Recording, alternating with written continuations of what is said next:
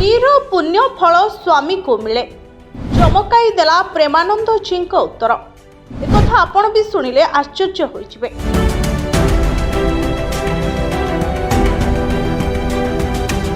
ଅନେକ ସମୟରେ ଶ୍ରଦ୍ଧାଳୁଙ୍କର ପ୍ରଶ୍ନ ଓ ସନ୍ଥ ପ୍ରେମାନନ୍ଦ ଜୀଙ୍କର ଉତ୍ତର ସୋସିଆଲ ମିଡିଆରେ ଭାଇରାଲ ହୁଏ। ଆଉ ଏବେ ଏକ ପ୍ରସଙ୍ଗକୁ ନେଇ ତାଙ୍କର ଭିଡିଓ ବେଶ୍ ଭାଇରାଲ ହେଉଛି। ଜଣେ ଶ୍ରଦ୍ଧାଳୁ ବୈବାହିକ ଜୀବନ ତଥା ସ୍ୱାମୀ ସ୍ତ୍ରୀଙ୍କ ପାପ ପୁଣ୍ୟର ଭାଗିଦାରୀ ବାବଦରେ ପ୍ରଶ୍ନ କରିଥିଲେ।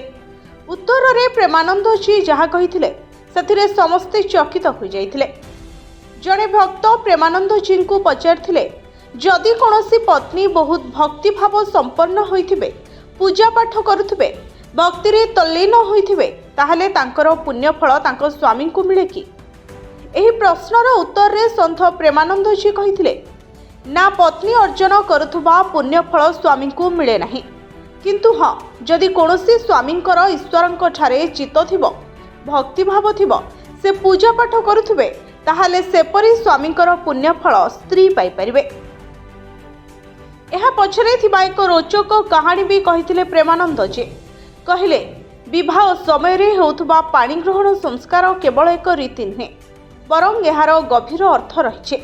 ଯେବେ ବିବାହ ମଣ୍ଡପରେ ପତି ପତ୍ନୀ ପରସ୍ପରଙ୍କର ହାତ ଧରନ୍ତି, ସେତେବେଳେ ବରକନ୍ୟାର ହାତ ଧରେ ପତିଙ୍କ ହାତ ତଳେ ଏବଂ ପତ୍ନୀଙ୍କର ହାତ ଉପରେ ଥାଏ। ଏହାର ଅର୍ଥ ସେହି ଦିନଠୁ ସ୍ୱାମୀ ସ୍ତ୍ରୀର ସବୁ ଦାୟିତ୍ୱ ବହନ କରିବା ସ୍ୱାମୀ ହୁଏ ସ୍ତ୍ରୀର ରକ୍ଷକ। ତେଣୁ ସ୍ୱାମୀର ପୁଣ୍ୟଫଳ ସ୍ତ୍ରୀ ଭାଗ୍ୟରେ ମିଳେ। ଜଣେ ସ୍ତ୍ରୀ ବିବାହ ପରେ ତାର ସାରା ଜୀବନ ସ୍ୱାମୀ ନାଁରେ ଲେଖିଦିଏ। ବିବାହ ପରେ ସ୍ତ୍ରୀ ତାର ନିଜ ବାପ ଘର ପରିବାର ସବୁକିଛି ପଛରେ ପକାଇ ତା ସ୍ୱାମୀର ପରିବାରକୁ ଗ୍ରହଣ କରିଥାଏ। ବ୍ୟୁରୋ ରିପୋର୍ଟ, जनता टीवी।